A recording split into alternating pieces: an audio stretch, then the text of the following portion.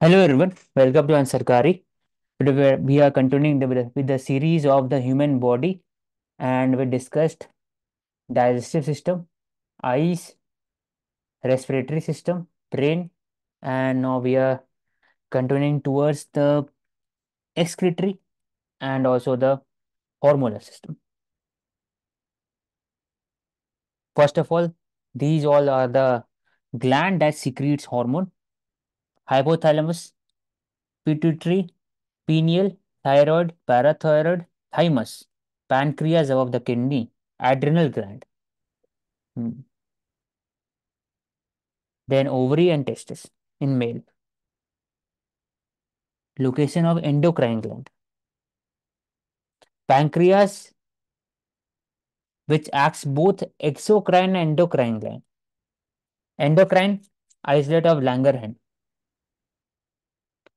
तो pancreas क्यों important है with regarding secretion of the insulin, hmm, that maintains the blood glucose level.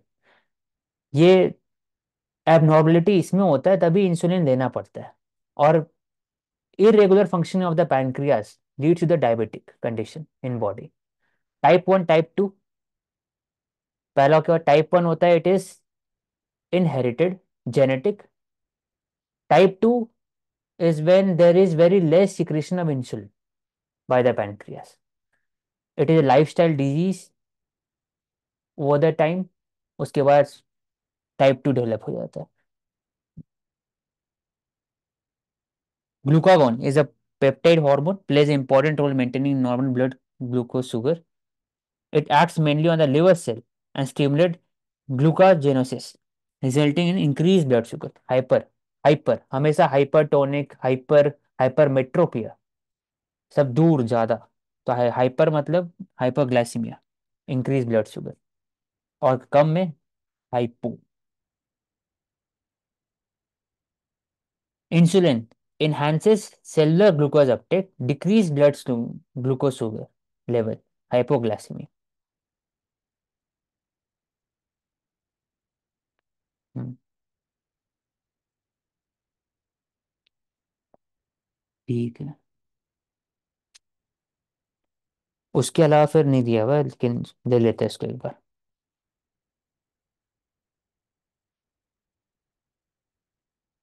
Hormone that is very important for the coordination of the different function in the body.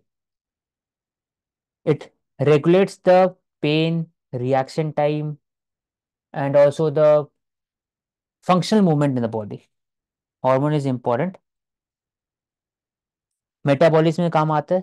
Sexual function, reproduction, mood, sleep cycle, growth and development. It also regulates the blood pressure, sugar level, electrolyte balance in the body. Pineal gland जो दिया हुआ है, pineal यहाँ पे छोटा सा होता है ब्रेन के अंदर में. It makes and release the hormone melatonin. Melatonin क्यों हेल्पफुल है? It is related to the sleep cycle in body. Pituitary gland पी साइड ग्लैंड होता है बिलो द हाइपोथैलेमस. हाइपोथैलेमस मतलब यहाँ पर मिड ब्रेन का बात हो रहा है. ये hinge brain, mid brain and cerebrum ऊपर में. तो हाइपोथैलेमस इज इंपॉर्टेंट.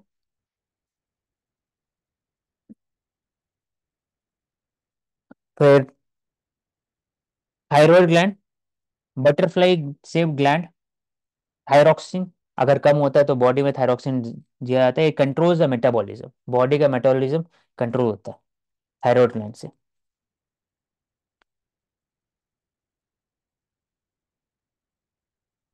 अब रिगार्डिंग अगर बात करते हैं पिट्यूटरी ग्लैंड में, तो ग्रोथ हार्मोन भी सिक्रीट करते हैं ये. और oxytocin, oxytocin, toxin oxytocin, it is released, it is assigned to the female at birth. It helps in labor to progress during the childbirth. तो lactation, water sodium balance in body, reproduction, responses to the stress and trauma, metabolism, pituitary gland काम करते हैं. It acts as a thermostat. Body का जो temperature है इसको regulate करते हैं, कूलिंग इफेक्ट देते हैं. तो दो पढ़े अभी, पीनियल स्लीप साइकिल से रिलेटेड, और पिट्यूटरी बॉडी टेम्परेचर से।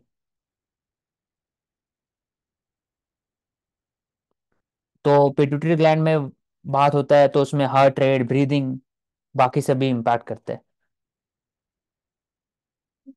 बाकी क्या रिलीज करते हैं, तो डोपामिन, यहीं से होता है ग्रोथ हार्मोन, TRH, कॉर्टिसोल, इसमें रिलीज, ये रिलीज करते हैं एक तरह से।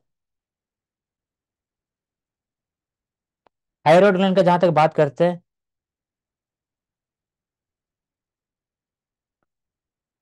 तो ओवरऑल ये बात करते हैं थायरॉक्सिन रिलीज करते हैं। डिफरेंट टाइप ऑफ थायरॉक्सिन होता है, थायरॉक्सिन T4, T3, ज्यादा जरूरत नहीं है, लेकिन इतना पता होना चाहिए कि थायरॉक्सिन कैसे काम करता है, क्या काम करता है बॉडली फंक्शन में। It uses the energy in the most effective way, breeding, digestion, regulate the metabolism. अगर ज्यादा थायराइड, अगर कम बॉडी में ऊपर नीचे होगा तो वेट लॉस, ज्यादा वेट लॉस 6 to 7 kg एक साल के अंदर जल्दी, या फिर वेट गेन इससे related, brain development, mental activity, fertility.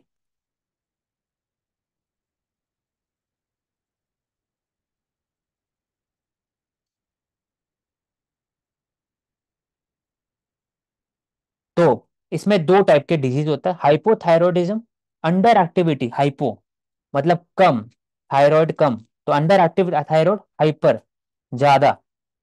तो अगर ज्यादा थायराइड होने से गोइटर होता है, थायराइड कैंसर। फिर हाइपर में मतलब कि releases more thyroid hormone than the body needs, तो ज्यादा रिलीज होता है, इसके कारण excess of iodine in your blood एक तरह से बोला जाता है, कॉजेज ऑफ हाइपरथायरॉयडिज्म। तो आयोडीन से रिलेटेड हाइपरथायरॉयडिज्म में आयोडीन अगर नहीं रहेगा, आयोडीन डेफिशिएंसी से हाइपो, क्योंकि कम है, थायरॉक्सिन कम रिलीज हो रहा है बॉडी के अंदर में, आयोडीन डेफिशिएंसी।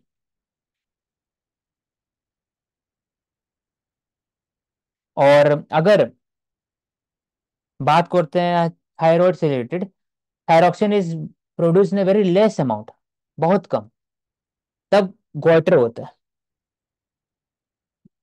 तो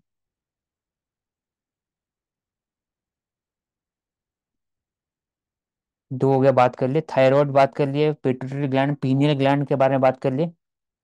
अब आते हैं एड्रिनल ग्लैंड, जो किडनी के ऊपर रहता है। एड्रिनल क्यों इंपॉर्टेंट है? It regulates metabolism, immune system, blood pressure, response to stress बहुत इंपॉर्टेंट है बॉडी के लिए।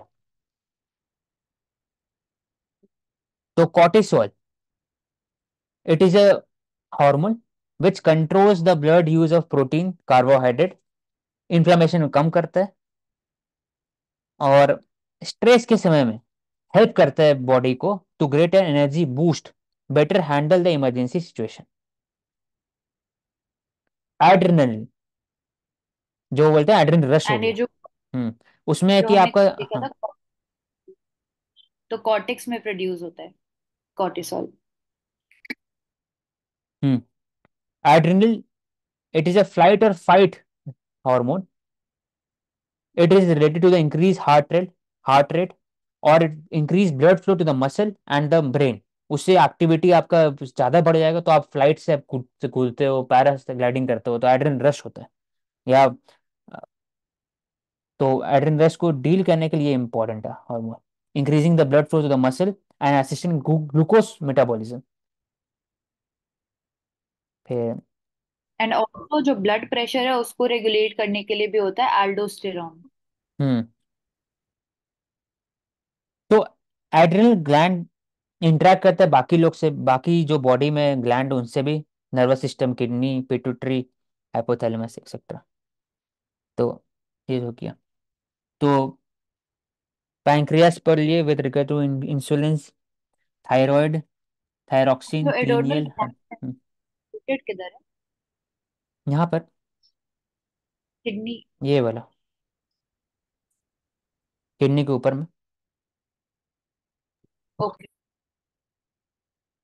उतना डिटेल में नहीं पूछता है, बस ना पता है कहाँ कहाँ से रिलीज होता है, पैनक्रियास क्या रिलीज करता है, एड्रिनल ग्लैंड कहाँ पे होता है, थायराइड, थायरॉक्सिन, हाइपरथायरॉयड जिसे हम किसको बोलता है, हाइपर किसको बोलते हैं, पीनियल ग्लैंड क्या है, कौन से पार्टिकल कौन से हार्मोन सिक्रीज करते हैं, मेलाटोनिन।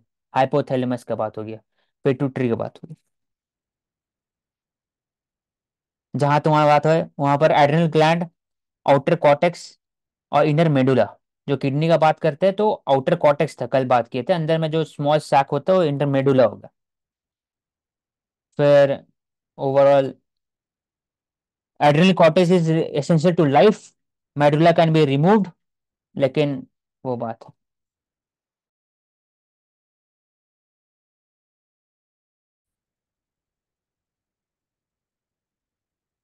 पैंक्रियास से बात कर लिए। फिर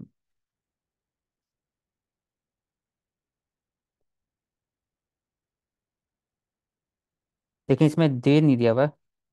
ovary gland, it is a gland which is in the female product reproductive organ that produces the store eggs and hormone। तो ये हो गया, और दूसरे मेल साइड हो गया।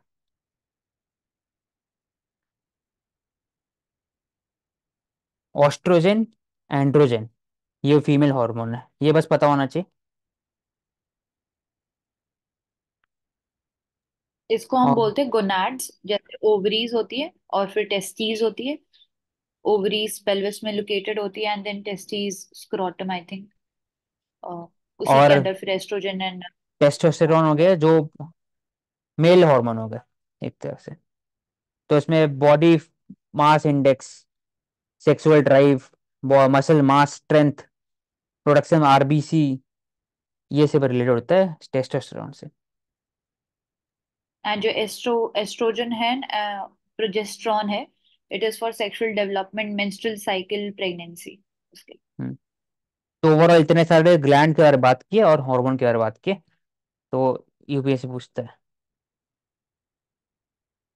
एंड ऑल्सो जैसे हमने कल बात की थी मेलेटोनिन के बारे में, तो वो किस में आएगा? स्लीप, मेलाटोनिन, यहाँ पर पीनियल ग्लैंड। एंड वैसे ही इम्यून सिस्टम डेवलपमेंट के लिए जो होता है थाइमस ग्लैंड। रात में सोने के लिए मदद करते हैं मेलाटोनिन।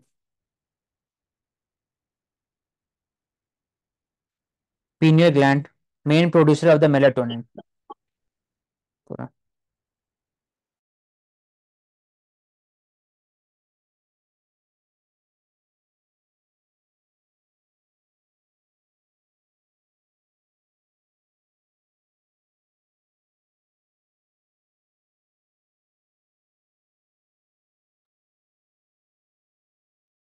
अब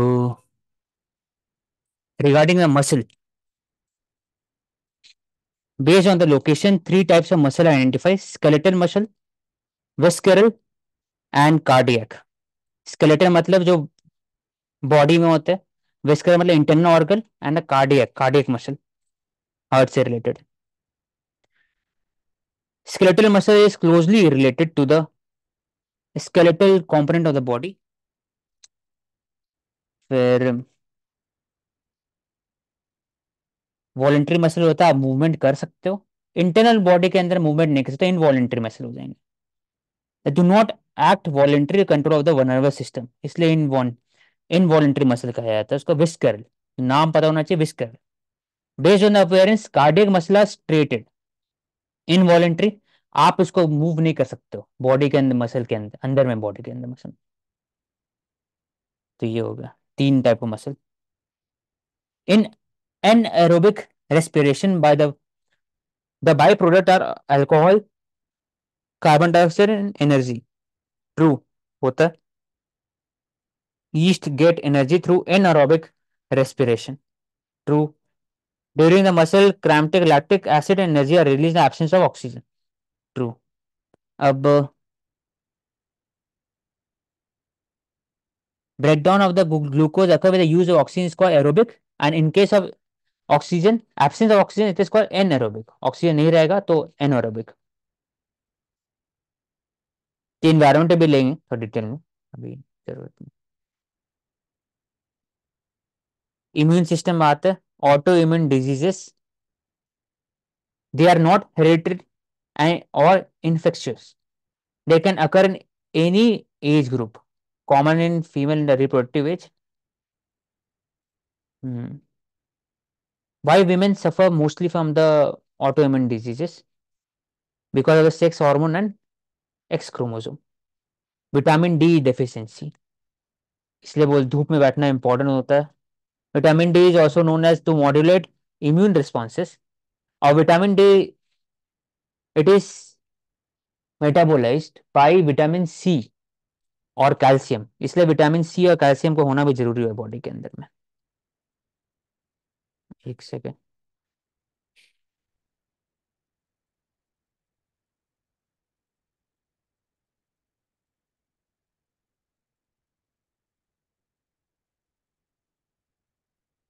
हाँ बोले ना। Vitamin C helps boost the absorption of calcium minerals that is essential for building strong bone. Vitamin C is also co-factor for vitamin D, which helps in the calcium and phosphorus absorption. तो सिर्फ और सिर्फ calcium खाने से आपका bone strong नहीं होगा, उससे के लिए विटामिन सी विटामिन डी दोनों चाहिए। तब जाके मेटाबॉलिज्म ऑफ कैल्शियम होगा और तभी जाके आपका बोन स्ट्रांग हो सकता है। इसलिए जब भी अगर डॉक्टर देते हैं तो कैल्शियम के साथ विटामिन डी और विटामिन सी भी देते हैं ओवरऑल, अगर देखोगे तो, इसलिए इंपॉर्टेंट होता है। Vitamin D three, mostly D three होता है टैबलेट में, regulate immune function. C acts as a antioxidant to protect against cellular damages. Vitamin D fat soluble होते हैं, विटामिन सी वाटर सॉल्युबल होता है, तो ये फैट सॉल्युबल वाटर सॉल्युबल पढ़ लेंगे। Auto immune disease can be prevented, it can be possibly, अगर आप फैक्टर्स अगर पहले से पता है। एक्सपर्ट बोलते हैं there is decrease chance of auto immune disease अगर no smoking, regular exercise, consumption of healthy diet. Explore food intolerance, limit process food, stress level मतलब कॉर्टिसोल लेवल कम है आपके बॉडी के अंदर में, अवॉइड टॉक्सिन, गुड स्लीप मतलब melatonin ठीक से प्रोडक्शन हो रहा है और आपका स्लीप साइकिल ठीक है। Hormesis, a living organism to physical change और chemical substances that showcases inhibitory response to high doses but at a stimulatory response at low doses. Specific चीजें जो इंपॉर्टेंट नहीं है। The human immune system consist of lymphoid organ. तो human immune system शुरू हम लोग skeleton पढ़े, तीन टाइप के skeleton, skeletal muscle, visceral and cardiac. ऊपर हम लोग ग्लैंड के बारे में पढ़े, उसमें हार्मोन रिलीजन। अब इसमें ह्यूमन सिस्टम में कितने टाइप के होते हैं, lymphoid organ, tissues, cells and soluble molecules like antibodies. Lymphoid organ में कहाँ से स्टार्ट होते हैं, they are bone marrow and thymus. इसलिए after the maturation in the lymphocyte migrate to secondary lymphoid organs such as spleen, lymph node, tonsil। इसलिए जब भी viral fever होता है टॉन्सिल बढ़ जाता है, तभी कोई कोई किसी का अगर ब्रीदिंग प्रॉब्लम होता है टॉन्सिल रिमूवल करना पड़ता है, तो लिम्फ नोड है और tonsil. Peyer's patch, small intestine, appendix, appendix भी है इम्यूनिटी सिस्टम के लिए। Secondary lymphoid organ provide site for the interaction of lymphocyte with antigen. तो bone marrow is a main lymphoid organ, bone marrow जहां पर blood cell बनते हैं। Hmm. Thymus is a lobed organ near the heart, thymus, beneath the breastbone. Spleen, bean-shaped organ. It acts as filter of body. Spleen एक तरह से stomach के ऊपर रहते हैं। स्प्लीन।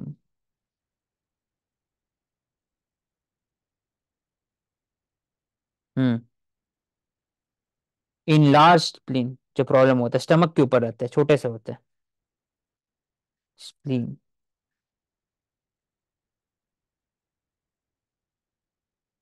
एंड इसी से रिलेटेड फिर होता है ये बी लिम्फोसाइट्स लिम्फोसाइट्स। ये स्प्लीन हो गया। हम्म। तो हम लोग पढ़े बोन मैरो जहां पर formation of the RBC. Tonsil तो पता ही है टॉन्सिल कहाँ पे होता है, लिम्फ नोड, स्प्लीन और पेयर्स पैच जो स्मॉल इंटेस्टाइन में होता है। ठीक। तो स्प्लीन का फंक्शन क्या होता है, एक बार बता सकते हो आप फिर से?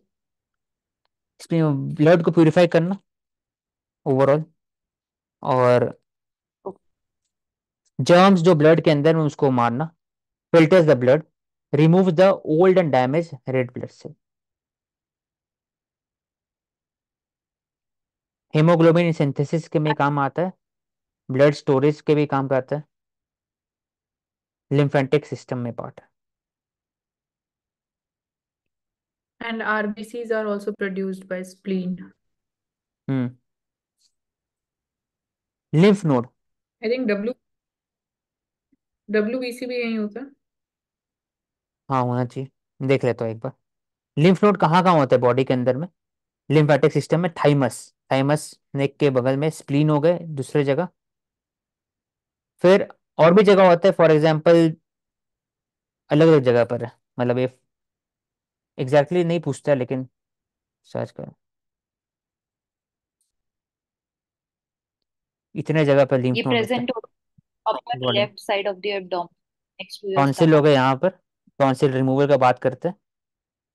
थाइमस, स्प्लीन हो गए यहाँ, axillary lymphoid node, thoracic duct, different type. तो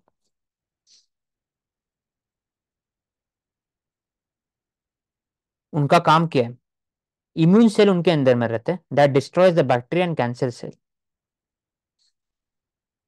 नेक, armpit, groin behind the areas, behind the ears यहाँ पर होते हैं।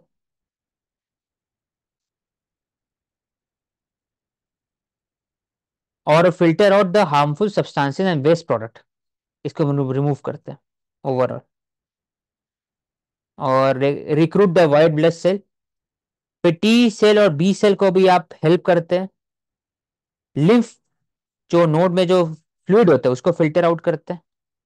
Removal of, basically removal of the waste product from the body tissue, ये करता है एक लाइन में अगर बोला जाए, लिम्फ नोड का काम ये है।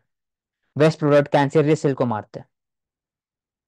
तो ओवरऑल जो जब इम्यूनिटी सिस्टम की बात करते हैं, lymph organ, spleen, tissues, cell and soluble molecules, antibiotics. Antibiotics में फिर वही B cell, B cell, T cell, दो they are both part of the WBC।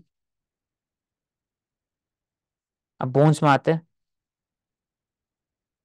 तो bone skeletal system, bone and फ्यूट cartilage, connective tissue, connective tissue blood भी है याद। Tissue हमें सोचते नहीं है ना कि ब्लड होना चाहिए, लेकिन ब्लड है वो। Joint, ball and socket joint, ball and socket क्या होता है? आप चारों तरफ घुमा सकते हो 360 डिग्री, पूरा का पूरा। Hinge joint, pivotal joint, hinge joint knee का होता है पूरा, 180 तक कर सकते हैं सिर्फ। Pelvic bone, total number of body bones 2006। During childhood में ज्यादा बोन होता है, इसलिए बोलते हैं गिरना नहीं चाहिए, धीरे कार्टिलेज ऐसा बोलते, bone 300। Bone in head 29। Year bone का नाम है। सबसे बड़ा फोन होता है थाई होता है, फीमर इसको बोलते हैं, बस ये पता होना चाहिए। And muscle and bone together, tendon, muscle and bone, bone and bone, ligament.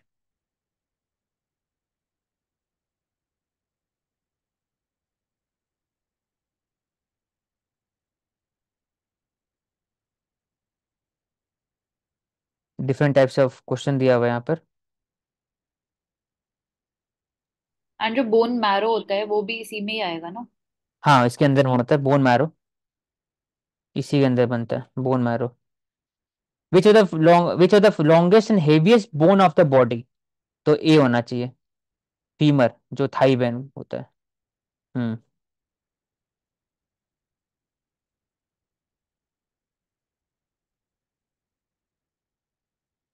Texting thumb, injury होता है जो cause by over use of phone.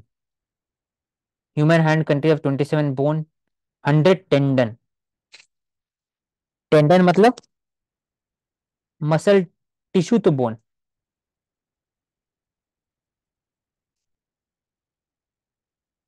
अब कैसे याद करें? अगर टेंडन लिगामेंट गिर गए तो टिश्यू, मसल, बोन, टी से टेंडन, तो ऐसे याद करें, टेंडन और ligament bone to bone. Vitamin, vitamin micro minerals में आते हैं।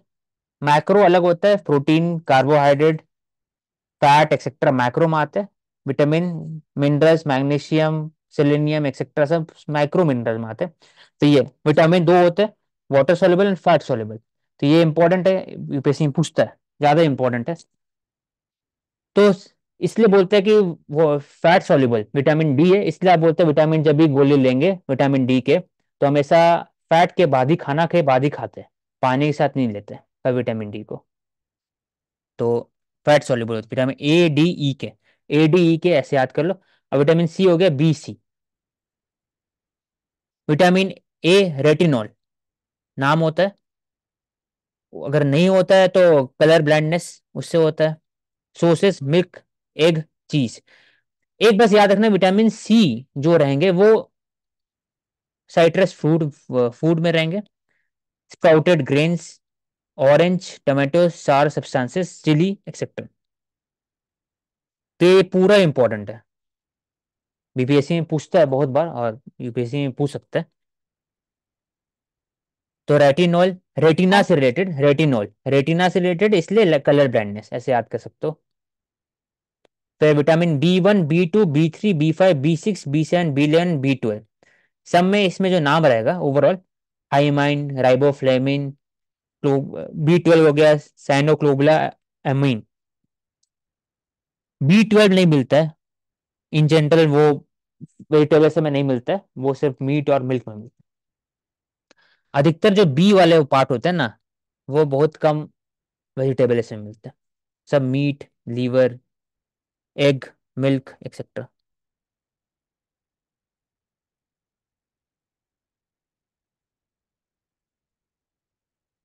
फॉलिक एसिड हो गया, विटामिन सी, एस्कॉर्बिक एसिड बोलते हैं इसको, पूछा था एक बार। स्कर्वी होता है, swelling of gums, rickets. Vitamin D, vitamin D milk, egg होता है, बहुत कम मात्रा में होता है, मोस्टली सनलाइट में होता है। और सबसे ज्यादा विटामिन डी अगर मिलते भी है खाने में तो सैल्मन में मिलते हैं, और सैल्मन मिलते हैं नॉर्वे सब में। तो इंडिया में अगर विटामिन डी चाहिए तो सनलाइट ही बेस्ट ऑप्शन है। विटामिन ई लेस फर्टिलिटी होता है अगर नहीं होने से, टोकोफेरॉल नहीं होने से, तो milk, butter, sprouted wheat, leafy vegetable. Vitamin K non clotting of blood, vitamin K important होता है क्लॉटिंग ब्लड के लिए, soybean oil, green vegetable etcetera. तो एक बार देख लो इसको। एंड ऑल्सो जो विटामिन ई होता है वो अल्जाइमर डिजीज के साथ भी रिलेटेड होता है, हम्म। उसकी definition. Cobalt is found in vitamin B twelve, इसलिए नाम उसका है कोबला amine, कोबाला amine.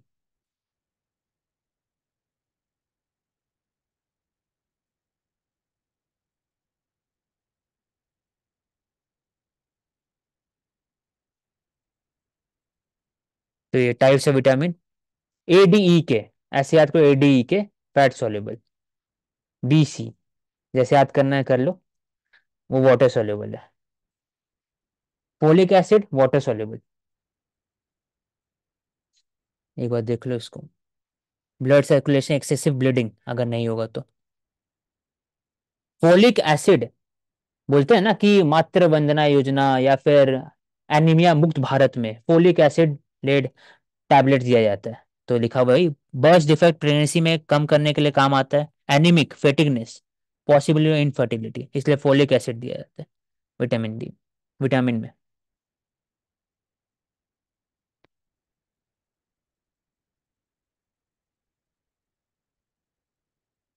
Rickets, vitamin D, scurvy, skin problem, night vision. ठीक है।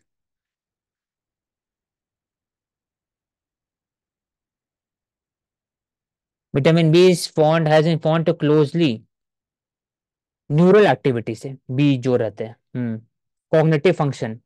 Vitamin B one damages the methanic state, vitamin B six pyridoxine, B twelve cobalamin, neuro transmitter से related है, इसलिए degeneration of white matter in brain and nerve, इसलिए B twelve बहुत important है। और healthy range होता है approximately 195 से लेकर 950 के बीच में बॉडी के अंदर में।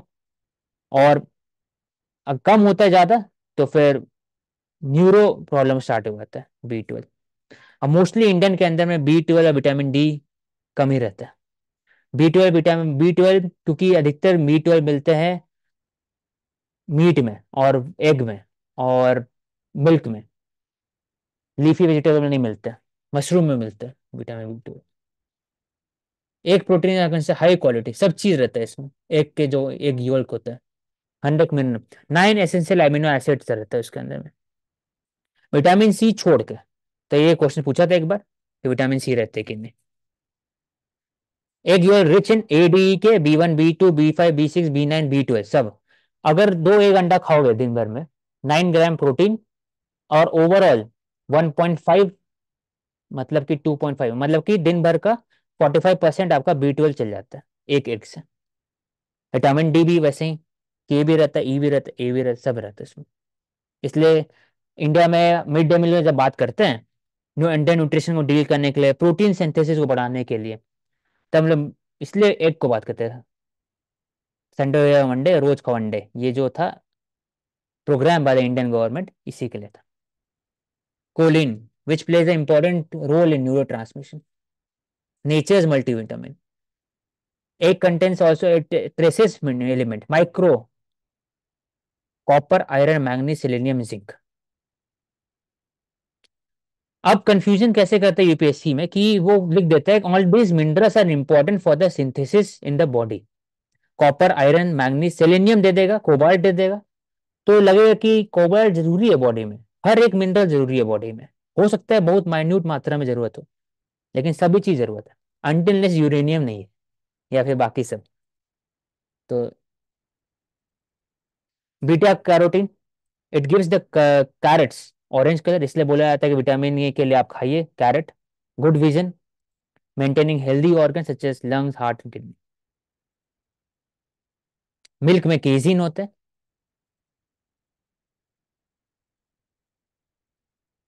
बाइल जूस पे हम लोग कल बात किए थे, वो रिलीज करते हैं एक तरह से पेप्सिन केजीन को करने पे। Casein bind, protein binds with the calcium phosphate form the large colloid particle casein micelles. और इसलिए जब आप मिल्क जब भी पीते हो तो आपको हमेशा फीलिंग लगता है, क्योंकि वो धीरे धीरे टाइम रिलीज है protein because slow absorption rate in the human gut, इसलिए रात को नींद भी आता है। सबसे ज्यादा cow milk followed by buffalo and goat milk. Cow milk lean fat होता है उसमें मोस्टली, बफेलो मिल्क में ज्यादा फैट रहता है, 20%, ये लेस देन 10% है काउ में।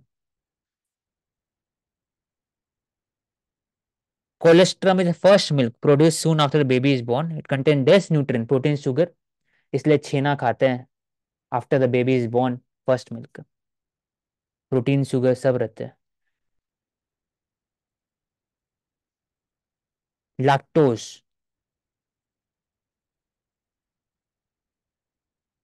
Disaccharide lactose, complex sugar. Milk is also rich in vitamin A B C D K E, thiamine, niacin, biotin, riboflavin, folate, pantothenic acid. Essential minerals, calcium phosphate, magnesium, sodium, potassium, citrate, chloride, तो सभी रहते हैं। सी भी रहते हैं, तो सी रहते हैं, याद रखना बस। एग में नहीं रहते सी, इसमें रहते हैं सी। टाइप्स ऑफ फैटी एसिड, जब फैटी एसिड का बात करते हैं हमेशा कि ट्रांस फैट के लिए FSSI जो 2006-2005 में बना था, it is statutory body under ministry of family and health affair, वो क्या रोल प्ले करते हैं। तो different type of fatty acid होते हैं, saturated, trans fat, mono unsaturated, poly unsaturated. तो सैचुरेटेड फैट मतलब no double bond, straight structure होता है, red meat, dairy product, coconut oil. Saturated खराब फैट एक तरह से, LDL HDL। Light density lipoprotein, और high density lipid, HDL good fat होता है, LDL खराब होता है। इसलिए जब हम लोग रेशियो निकालते हैं, कोई मतलब कितने बॉडी कितने कितने फैट है बॉडी में, लिपिड प्रोफाइल किया है, अगर ब्लड टेस्ट करवाने जाओगे तो LDL HDL और VLDL होता है। HDL गुड होता है, LDL बैड होता है, दोनों का रेशियो निकालते हैं, तो 1.5 से 6 के बीच में होना चाहिए ओवरऑल। इंक्रीजेज टोटल कोलेस्ट्रॉल, तो LDL plus HDL plus VLDL cholesterol level बताता है। तो कोलेस्ट्रॉल कितना है कोई पूछता है, तो HDL प्लस LDL, तो सैचुरेटेड फैट का बात करते हैं। ट्रांस फैट सबसे ज्यादा हार्मफुल होता है बॉडी के लिए, क्योंकि स्ट्रेट स्ट्रक्चर, डबल बॉन्ड, और increase the heart diseases less than 2.2 ग्राम। 1 ग्राम एक तरह से बोला जाता है कि कम होना चाहिए, इंडिया में थोड़ा ज्यादा है। और ट्रांस फैट को कम करने के लिए इंडिया में जो स्कीम है बाय द एफएसआई, वो eat rights campaign raises the LDL, भाई बैड कोलेस्ट्रॉल रेज करता है, लोअर द एचडीएल। एचडीएल 60 और 35, 25 के नीचे नहीं होना चाहिए बोलता है इन जनरल, 25 से 60, 25 से 50, 55। और एलडीएल जो होते हैं 200 से लेकर के 90, 80। तो mono unsaturated fat, one double bond, olive oil, canola oil, avocado, it lowers the LDL. अब ये अच्छा फैट है, अनसैचुरेटेड, अनसैचुरेटेड अच्छा, सैचुरेटेड खराब। Unsaturated lowers LDL, bad cholesterol and raises HDL, तो रेशियो अच्छा हो जाएगा। और ओमेगा 3 फैटी एसिड, इसलिए बोलते हैं कि आप फिश कॉड ऑयल खाइए, आप फिर मशरूम खाइए, या फिर आप normal omega 3 omega 6 oil laden खाए, नट्स खाए, sunflower, corn oil, flax seed, तीसी, तिल, ये फ्लैक्स सीड हो गया। Liquid at room temperature, liquid at room temperature, इसलिए वो अच्छा फैट है। अनसैचुरेटेड, सैचुरेटेड में क्यों, सॉलिड एट रूम टेम्परेचर है। और ट्रांस सेमी सॉलिड, तो ये high omega 3 omega ratio is good for the heart. तो okay, thank you everyone. We will take up new chapter diseases tomorrow, and we will end the human body chapter. Thank you.